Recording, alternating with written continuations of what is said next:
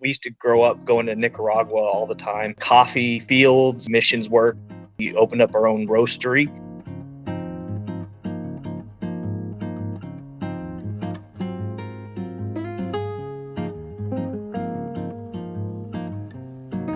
And coffee's like mostly art and mostly science.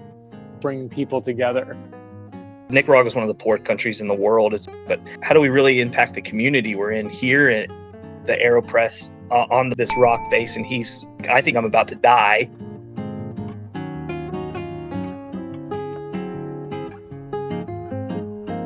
Well, Tate, thanks so much for joining us today. I'm really, really excited to talk to you. And I know that you've done some stuff for Hybrid before in the past, but part of really why you're so interesting is because not only are you passionate about the outdoors, but you're super passionate about coffee. You have 4 kids, so you kind of like balance all of this together. And you're really a good representation of what it means to just live an unconventional life. Sure. And live a full life and be excited about lots of different things, and maybe just start telling me about like how you kind of get started like within coffee and adventure, and like what really inspires you, what kind of fuels your day. Yeah, no, absolutely. Yeah, so we got a lot of stuff going on with the coffee world. We like to be outside.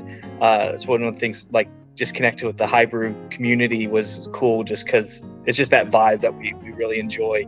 But coffee, man, it started so long ago. We used to grow up going to Nicaragua all the time as kids, and we spent a lot of time down there, and just being able to be down in those. My dad was a pastor, so we would do some like missions work and stuff down there. And so being around the coffee fields and the farms and just kind of doing that, just that sense of adventure of getting outside and going, plus coffee, it really played a big role in like why we are doing what we're doing now, which is we just recently opened up our own roastery. Congratulations. Yeah, thanks. We're still in that intro phase of getting stuff off the ground, but we're growing. Octave Coffee, it's kind of like this music themed with coffee, and so like each of our roast is a different genre of music, kind of that blends the worlds together. But yeah, man, so that really where it really kicked off, like just being able to do that, and so it kind of that with the Instagram, just coffee content and stuff like that, all on top of my regular job currently, which I pastor a church in North Andover. Grace Point Community Church is my say real job. But yeah, so a lot of stuff going on.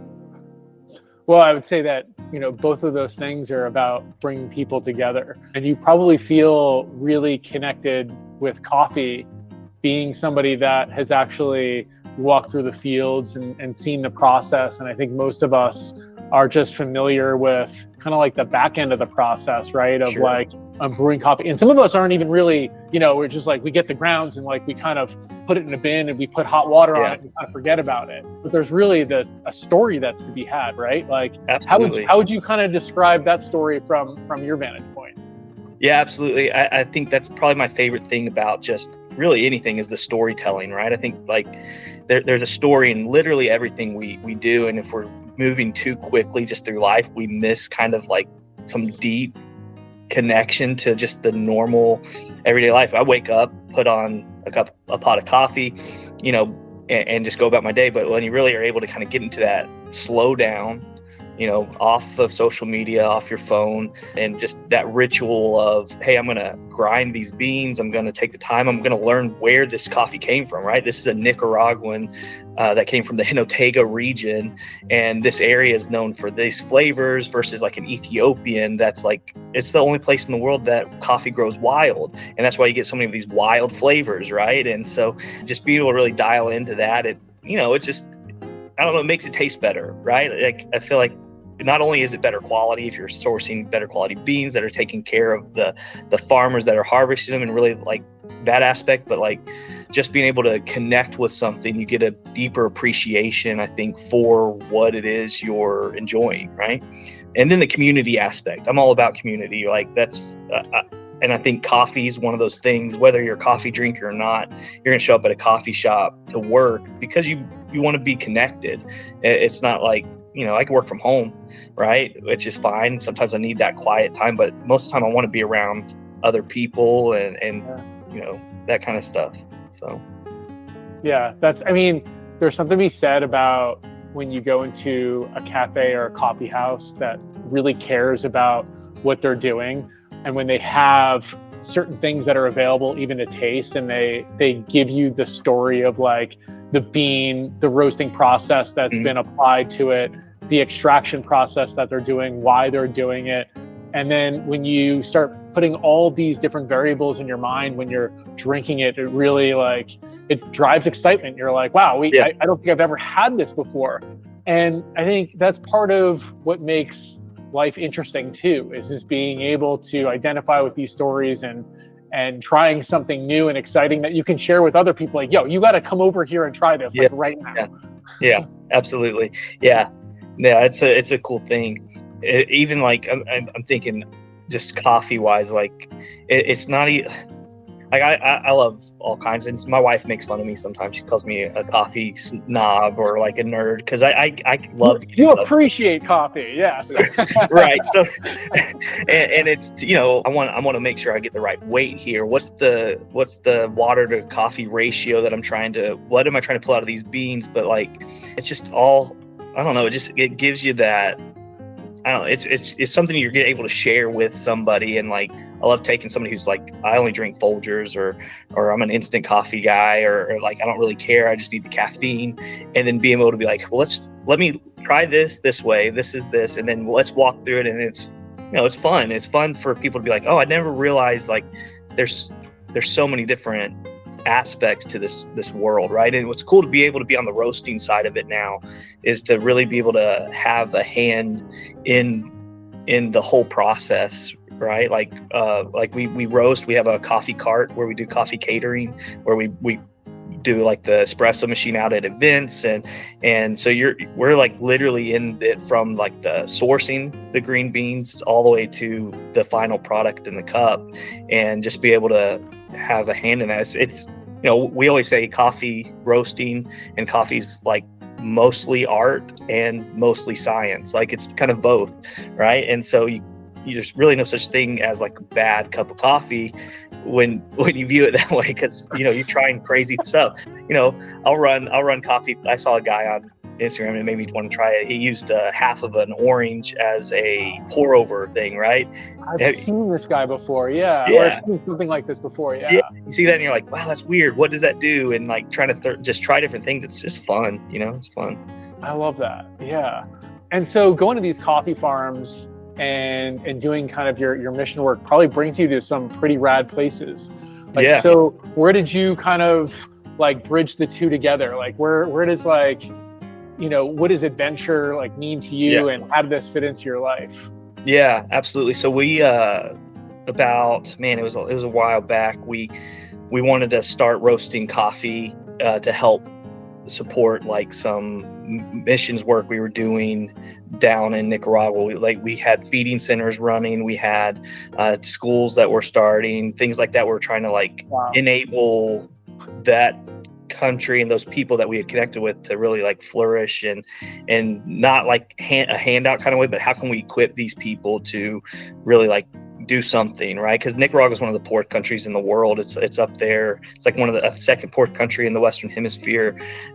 And just how can we, not only on a faith level, but like in a practical way, really enable these people to like live to the fullness of what they're capable of doing, right? And so we were doing all this stuff, and we're like, what if we started to import coffee, roasted it, selling it, and then all profits go back to that country? And so that's what we did for years.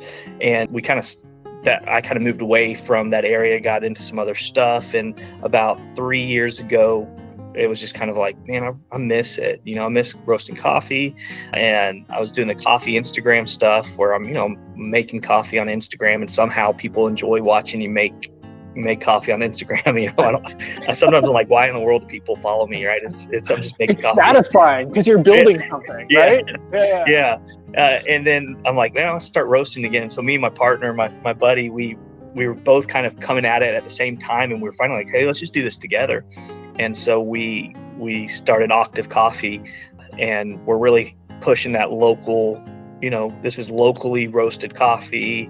Stop buying coffee from you like your supermarket coffee, but that's coffee's old. It's pre-ground. It's losing so much of its flavor. Like, get into you deserve better kind of, right? Like, you deserve better coffee. And so we started doing that, and just kind of it's finally kind of popping off a little bit in this area, and we just upgraded our roaster. We were for a long time roasting on 2 small roasters. We're doing like 2 pounds each at a time. That's all we could do, and we finally just upgraded to a commercial size roaster. And congratulations. Yeah, man, it's been fun. That's a big deal with some of my other friends that are in the roasting business. Yeah. It's a huge. It really enables you to be able to go, hey, we can do what we were doing in an afternoon in one roast, so it makes a big difference. But no, like, when it connects that to adventure, like I've spent 7 years in the Czech Republic. Oh, wow. Before we moved back here to Boston, and just, I got into rock climbing with a buddy of mine he's like a pro climber over there, and I'm trying to lose a little weight, get back into shape. I'm not looking to do anything like crazy, but like, I get connected with him. But like, just those conversations you have with each other over a cup of coffee that you're making with the AeroPress on the mountain, right? Like, to me, those all connect, right? You go, like, here he is pushing me way outside of my comfort zone. I'm hanging off the side of this rock face, and he's just like, I think I'm about to die, but he helps me get up to the top, and we sit up there and we brew a cup of coffee at the top, and then we have that conversation where you get into just deep stuff where you're able to, there's something about food and coffee or tea, or just gathering around some kind of thing that I think it breaks down those barriers between humans, right? And you're able to just, get to those vulnerable conversations. I feel like it always happens around the table, around a cup of coffee, around, a meal or something like that, whether you're at a shop in the middle of Prague or you're up on a rock face after you thought you were just about to die, kind of thing. But yeah. Are you still climbing? Once I got back to the States, man, it's hard because it's so expensive here to get a membership to a rock gym. Over there it was so cheap and just a different vibe. I'd like to get back out there. I got my stuff, but trying to find some other ways to stay active. But yeah, well, you're also not too far away from driving up to North Conway if you want some real rock. Yeah, there's some cool areas up here. Gorgeous place. Yeah. So kind of what's next for you then, in terms of adventures and travel, and where do you think that Octave is going to take you, and where is adventure going to take you in conjunction with that? Yeah, we've been talking, man. We've been trying to see how do we build what we're doing and do it in a sustainable way that's the right way, right? Like, we got things on the calendar. Like, I'm planning to go to Nicaragua again here in February. Hoping to get out to a friend of mine down there. He owns one of the coffee farms there in Jinotega, and I'd love to get out there and just kind of, see how can we grow and benefit not only ourselves, by, building a company and taking care of that, but how do we really impact the community we're in here and there? Like, our dream is we want to open a shop, like a brick and mortar shop someday that's not just for itself, but really, like, I always go, like, if we want to make an impact in the community we're in, I think most people, they want to make some kind of impact, right? Whether it's whatever it is, you either find a watering hole that you can, adopt, be a part of, or you build one, right? Like, you find these communities, they don't have a watering hole where people get together, and you go, what better way to do that than, opening up a shop and really being a crucial part of the community you're in, that if you were to be gone tomorrow, the community would miss you. That's the kind of business we want to build. That's kind of people we want to be. We want to be the kind of people that if, I was gone tomorrow, I'd want the community to miss us, because we care about them, right? And so that's kind of how we're building, our business, or trying to, we're unashamedly Christian, in our faith, but at the same time, we want to be, we want to be a add to the community, and versus just existing for ourselves, and I think that's an interesting lens though, like, because, when you go down to a coffee farm, you're not just looking at, a supply chain, right?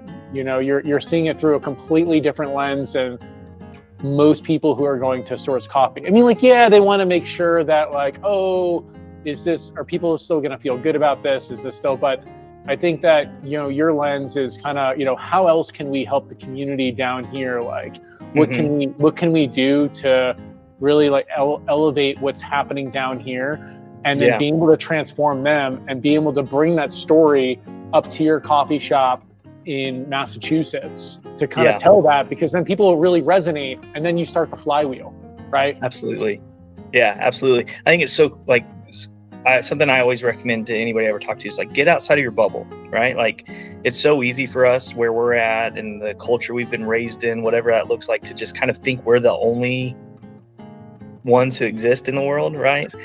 But totally.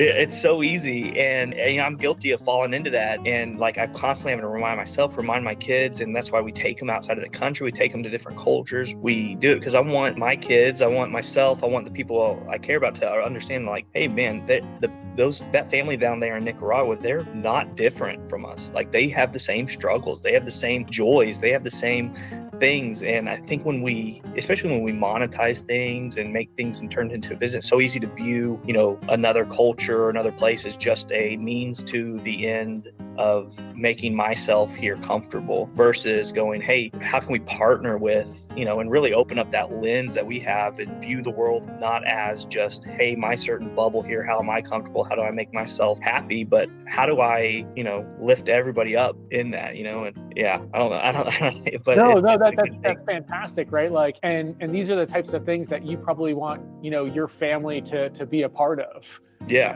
And so that's a really good point too, where it's like, how do people that are listening to this, that have kids, that maybe want to like do more of this, right? And rope their kids into that journey. Like, what are some of the things that you've done with your family to kind of help share that experience with them, kind of inspire the next generation? Yeah, I think one thing that we've been really intentional about, we have, like I said, we have 4 kids, and one of the things we've really been intentional about getting them exposed to other people, like, not in, we're protective of our kids, obviously. We're not just throwing them out to the world, like, go learn, like that's, but like taking them and saying, hey, these things that you see us as your parents, like, especially my teenagers, right? My daughter just turned 18, my son's about to be 17. Like, we're at that stage in life with them where they're really having to reconcile, what do my parents believe versus what do I believe, right? And really encouraging them to say, hey, I believe the things I believe, and I'll share you with that, but I want you to believe what you believe and really make that your own, because, and not just be like, well, my dad says this, so this is what we do. It's like, well, why do we do that? Let's talk through that. And I think one of those big things is,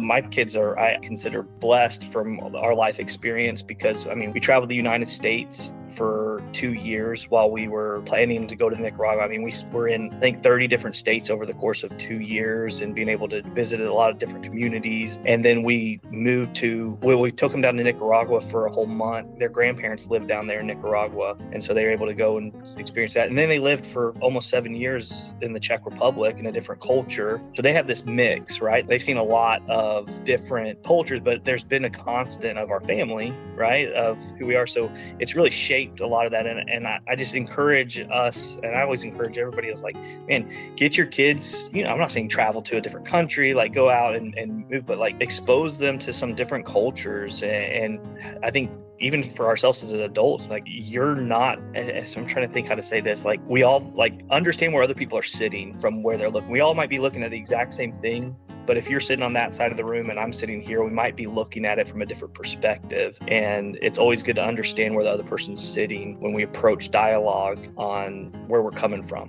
if that makes sense. Yeah. And so, I just think it's really good to kind of expand that view.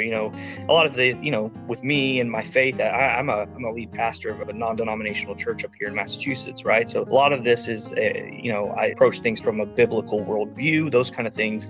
But like, I think it's important when we're talking about these things, we might fully disagree on a lot of different things, but I can still sit down and me and a friend we can talk and we can disagree, but we're going to give each other a hug and tell each other we love you when we walk out the door, because it's it's understanding where people are at and how do we approach these things. And I don't know, it's interesting. It's just, I love hearing different people's perspectives on things and talking through. And I want my kids to have that same desire to hear and care about where other people are coming from before they. And you're right. I think travel and adventure and being with different people really it opens up your mind to all those different possibilities and be less polarized by, whatever the grand environment that we get sucked into within our phones and the media and everything like that. And you kind of alluded to it earlier too, where it's it is so incredibly important to put down your phone, put down your screen, and just be with other people, whether that's pouring a cup of coffee or rock climbing, whatever that thing might be, that's just going to drive more human connection and experience and be in touch with just our general reality versus this fabricated one through something that we hold in our hands and doom scroll to the end of time.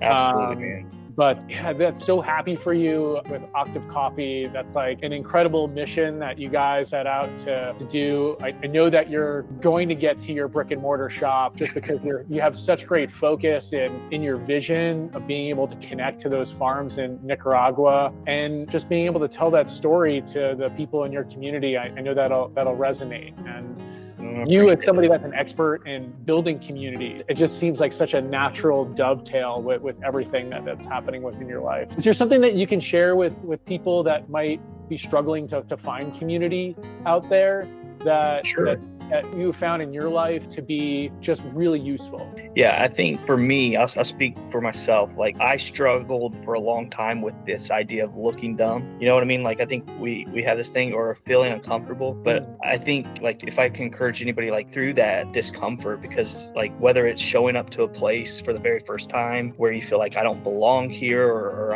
you kind of have that imposter feeling. It's hey, if we want to grow, you got to feel a little bit of discomfort.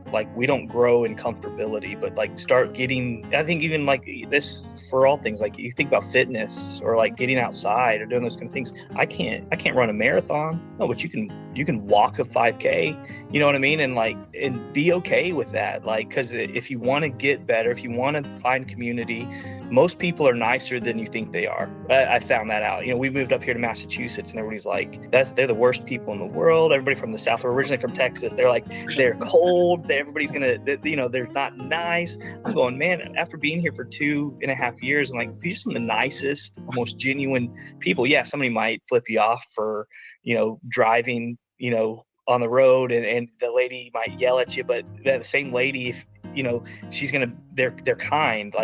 It's people are kind, people want community. So sit through that discomfort, be okay with being uncomfortable, because if we want to get where we want to be, you can't get there and stay comfortable. We got to be uncomfortable. Don't be afraid to look like an idiot.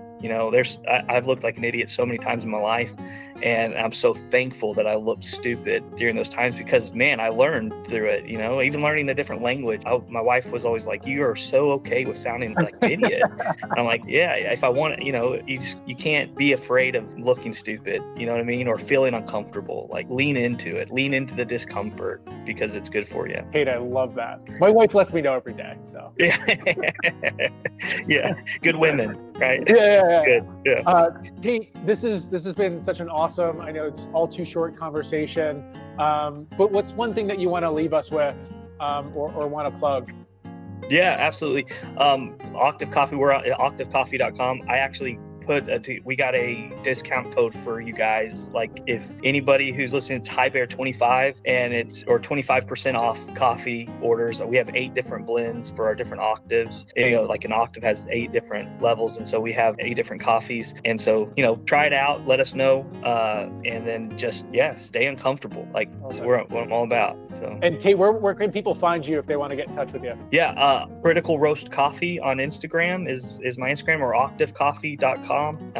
And feel free to reach out with anything, man. Tate Kennedy, thanks so much for joining us today. It's been real. Love to do it again sometime. Cheers, man. Yeah, absolutely. Thanks, buddy. All right, hold on. I'm just gonna hit stop on the record here. That was Tate Kennedy, founder of Octave Coffee, pastor of Grace Point Community Church, and an adventurer whose story proves that real growth starts where comfort ends. A big thanks again to High Bear and the All Day Adventure Flask for sponsoring this episode. My go-to for brewing coffee in the wild and keeping it hot all day. Thanks, High Bear. You can find Tate at octavecoffee.com or on Instagram at Critical Roast Coffee. He even hooked us up with a coupon code for 25% off your next purchase. Just use code HighBear25 for 25% off your coffee order. Cheers, guys. If you enjoyed this one, share it with a friend, hit that subscribe button, and stay tuned. We've got more stories coming from people who are building lives full of purpose, adventure, and of course, a little caffeine. Cheers. Catch you on the next one.